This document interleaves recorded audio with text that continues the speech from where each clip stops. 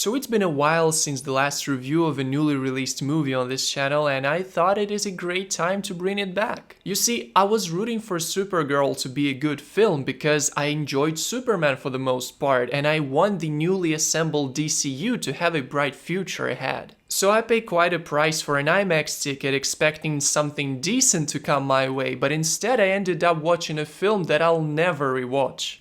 So let's talk about it. Even though James Gunn didn't direct Supergirl, his tone and presence are clearly visible in how the movie looks, sounds, and most importantly, how the story is put together. And what I mean by that is that the motivation for Kara was almost entirely copied from Guardians of the Galaxy 3. Just listen to this. Someone who means the world to the main character gets shot with some poison by the bad guy, with this someone now being in critical condition, and now the main character has a limited amount of time to track down and defeat the villain because he possesses the antidote, which is the one and only, literally the one and only way to save that special someone's life. It feels almost as if Gunn insisted on implementing this plot point into the movie because it worked perfectly for him 3 years ago and he thought that it should work this time as well. But does it really work this time around? On one hand, yeah, because it is a very relatable type of motivation, and the second thing is that as a viewer you'll later get to understand why saving Krypto was that important to Kara and what exactly is it with this dog that means so much to her. But it doesn't hit as hard as saving Rocket did when we were all rooting for the Guardians to overcome all obstacles and destroy everyone responsible for hurting him. That was only made possible because we had been around since 2014, watching all of these movies, getting attached to the character up to the point where we couldn't imagine the gang without him. So that whole quest for saving Rocket's life and making the sick bastard pay felt personal. And what is Krypto for us? Well, it's just the dog that we've been seeing for the entirety of Superman that just happens to be Kara's dog, and there just wasn't enough time for us to get attached to him. But the plot also has good stuff. It explores themes of losing home and purpose, feeling completely lost in life because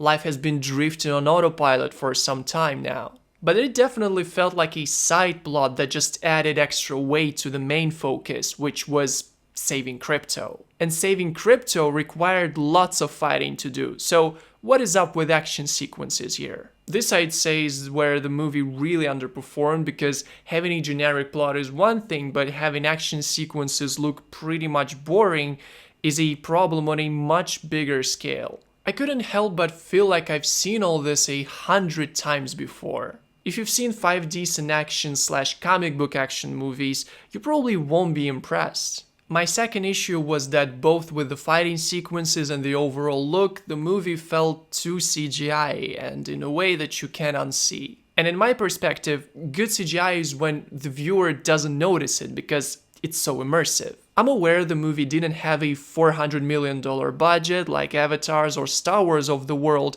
but there are still ways to make a $180 million blockbuster look so believable that the viewer wouldn't question it. And the one thing I wouldn't question is the performance of Millie Alcock. She was a joy to watch and there wasn't a single doubt in my mind that she's the brand new Supergirl we'll be seeing in the upcoming projects of the DCU. She did an amazing job in portraying Kara as a deeply traumatized, broken person who's completely lost in life as opposed to her cousin who has always had a clear moral compass. With every scene, she was carrying the movie and elevating it from mediocrity. And that's also true for Jason Momoa, who has literally traveled from one iteration of the cinematic universe to another. His portrayal of Lobo totally lived up to the hype, and his performance here was 10 times cooler than his work as Aquaman in the DCEU. I really hope he comes back in future projects. As for the villain, he's one of the most cliché and boring villains you'll ever see.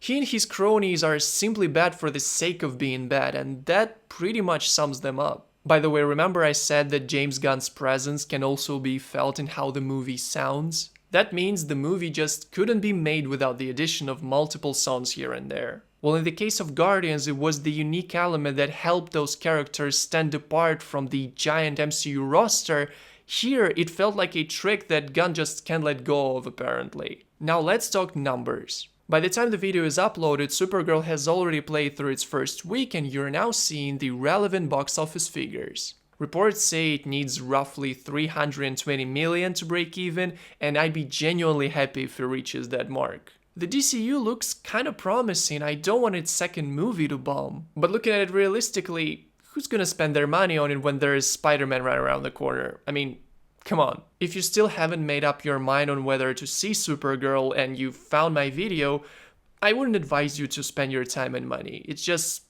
not worth it. So mark your calendars for a brand new day instead, and here's hoping we'll get a better time with that one.